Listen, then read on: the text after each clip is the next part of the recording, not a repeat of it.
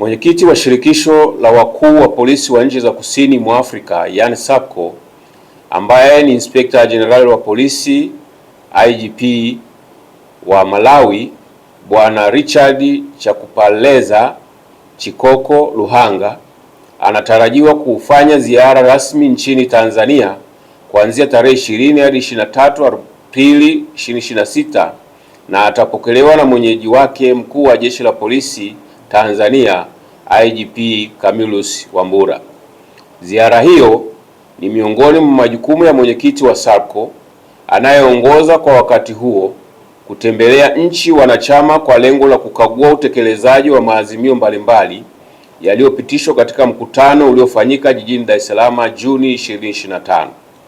Wakati wa ziara hiyo kutafanyika kikao maalum kitakacholenga kutoa taarifa ya utekelezaji wa maazimio kwa mwenyekiti huyo wa SAPCO.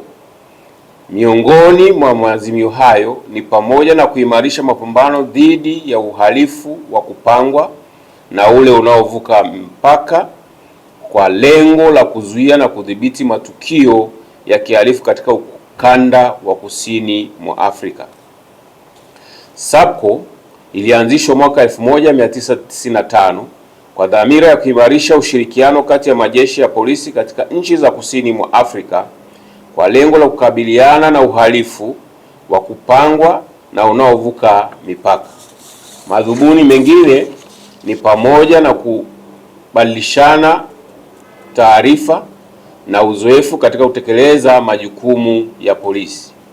Shirikisho hilo linaundwa na nchi wanachama 16 ambazo ni Afrika Kusini, Angola, Botswana, Jamhuri ya Demokrasia ya Kongo yani DRC, Eswatini, Lesotho, Madagascar, Malawi, Mauritius, Msumbiji, Namibia, Shelisheli, Tanzania, Zambia na Zimbabwe.